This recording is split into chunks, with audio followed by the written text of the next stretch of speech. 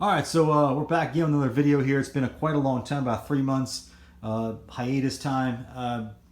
What we've been doing, well, obviously moved to the new house, and I finally have a space to pursue some other hobby I wanted to do for a long time, which was miniature wargaming. And I got into that a little bit at the end, about 2 years ago, with Game of Thrones, which is over there.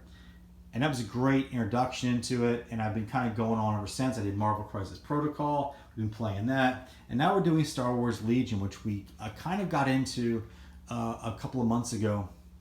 Bought a couple of the core boxes and began to slowly buy some expansions in order to field out an 800 point army. Here you see in front of you, here we've got the clones going against the Imperial, what do they call them, the Empire, right, sorry. I'm not a huge Star Wars fan, I'll be honest with you. I do like it, but I'm not a huge fan.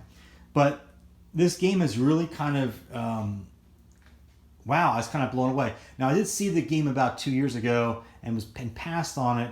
And I gave it another look-see because I recently saw the Mandalorian TV show, about 6 months ago. And it was so well done that it kind of rekindled a lot of my interest in Star Wars. So I'm looking for the next war game, and I want something big on a grand scale. And I was thinking, you know something, maybe it's historical based, maybe something with black powder, or maybe Civil War, or bolt action, World War II stuff. But the problem there was that it was a lot more. You couldn't find much that you had in a starter box, and Legion kind of provides that. The starter box is great because you got basically everything you need to get started with a skirmish game. So the fact that I saw Mandalorian, it kind of rekindled Star Wars a little bit for me, and I gave this one another look-see. And I'm so glad that I did. This game it is a war game. It has all the great elements of any good war game. It's a heavier war game than, say, a Game of Thrones, but that's fine because you know what? I want it to be a little heavier, and I want something very customizable where I can go ahead and kind of customize out my units and my army I'm bringing to the table. So this game in front of you is, again, I said before, the Empire versus the, I think they call the Old Republic, the clones. Yeah. Now, all that being said, I gotta recommend this thing. I really do. Now, the price point, okay, I'll be honest with you, it is a little pricey. You can find the core boxes on sale, usually for 20% off. So let's say that you do that. You're into it for about $80. You don't have to paint the minis. I did start painting some of them to give them some context here. But you don't have to. They look okay without them. I bought this big game mat here, this giant game mat that you see in front of you, which is it's 3x6.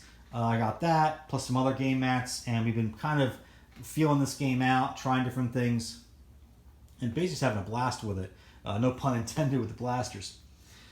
So I'm definitely going to recommend this game.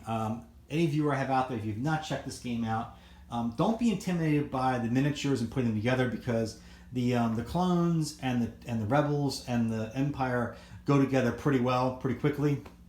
You won't spend a massive amount of time putting those together. The separatists, the robots, they will take a little bit longer, but that's fine. There's plenty of online resources to help you if you need help. I will forewarn you, the instructions they provide for building them while assembling them is really not instructions, more of a schematic, and sometimes it's hard to see what you would do first before, sequentially in order. But aside from that, it's a great product. I had a great time playing with it. I definitely am going to recommend this thing. I've said that I think 3 times now. I think you get the idea. So this is kind of where the channel is sort of heading.